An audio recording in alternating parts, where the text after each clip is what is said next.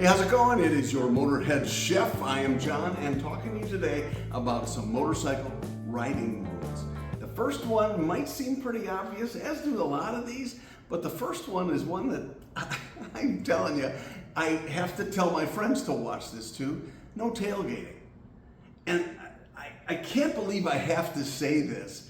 When you are on a motorcycle and you're in regular traffic, don't tailgate people. It just doesn't make any sense. They slam on the brakes and you may have I've got ABS brakes on this thing and it stops really quickly, but not always if there's somebody in front of you that you're not paying attention to and you're, 10 feet behind them. Don't tailgate. That's rule number one. Make sure you're giving plenty of space between you and the vehicle in front of you. Next, it's not about you. And this is really referring to other drivers as well. It's the same thing we talk about in our men's Bible study group. This part is really critical. It's not about you. From the moment you think that, well, I'm the center of attention, they can see me real clearly, you're going to be proven wrong because they can't see you. Before long, you will find out that they didn't see a thing. I saw an accident nearby here described online in an online story, and it was this young guy, doesn't matter how old, but on his bike, and there was a couple who just turned in front of him.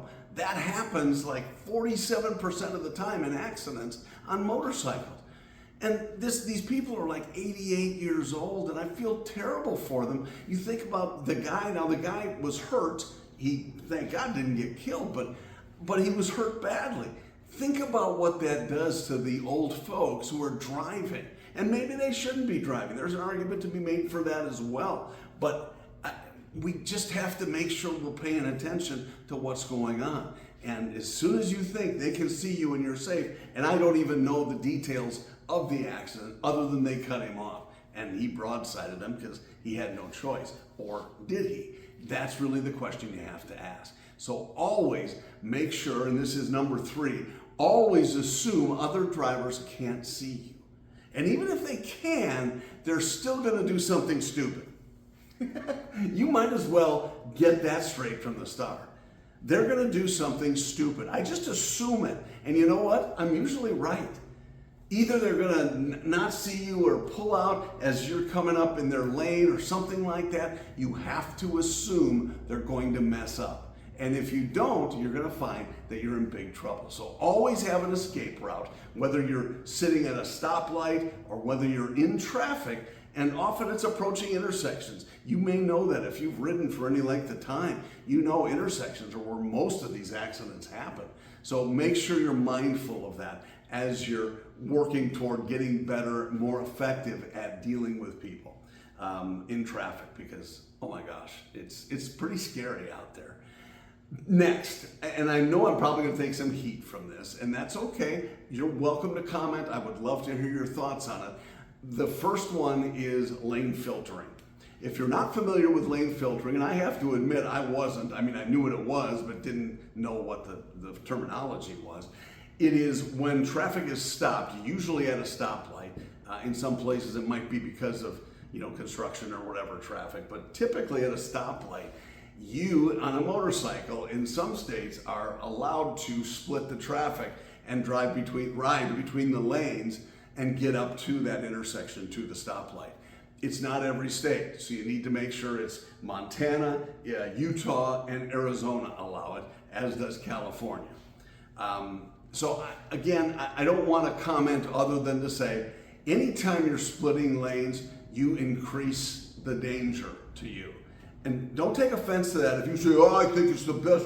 And I've heard a lot of people make the argument about not just lane filtering, but our next one, lane splitting. They've talked about that and said, it's very safe and it's much better to look. If you think it's not dangerous enough on a motorcycle, then by all means, start lane filtering and lane splitting. And my disclaimer is, I'm not telling you to do that really. I'm telling you, if you're in a state that allows it, just because they allow it doesn't mean you should do it. Now, let me grant you this. I ride this thing with me on it, runs around 1,200 pounds. So it's like it's another vehicle. Heavier probably than a smart car. I'm not sure. But it seems like we're about the same size.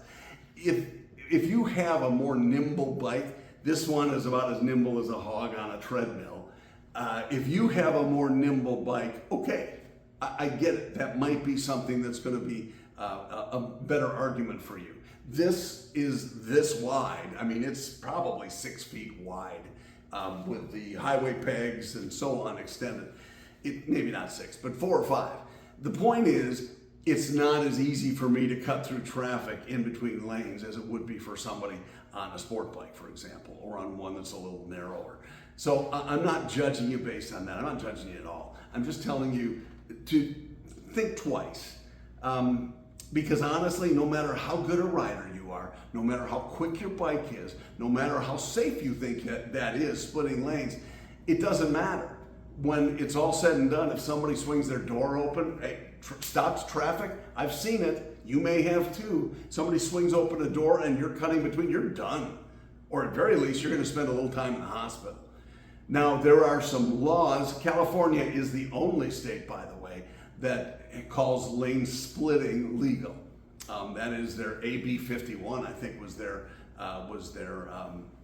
law that they put into place. And that's fine. I will include a link to all the states and what they allow for lane splitting and lane filtering. So do check that out. I'll leave that in the description for you. But the idea is, if it's going to increase your chances of getting hurt or having an accident, don't do it.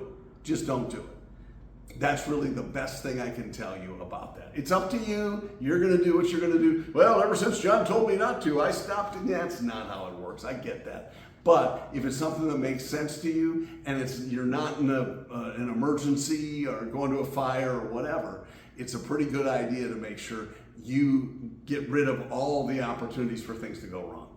That's one thing on a motorcycle that you really want to make sure you're paying attention to. So anyway, those are my 5 things, motorcycle riding rules. Again, let me know what you think. If you're a lane splitter or a lane filterer, let me know. Give me your insight. And I've read some before, but I'd like to hear from you. Let me know what's working for you, what's not, or if you agree or disagree, and add to our list too, okay? Hey, thanks very much for taking the time. You know what to do. Make sure you like, subscribe, share the video with somebody else that you know that rides. Get their insight as well. And then make sure you hit that notification bell, and I'll be glad to let you know when we post the next one. I've got a lot of other good videos coming up. We're going to get into the kitchen again. We'll do some chefing, and we'll look forward to talking to you then. I'm John. I'm out.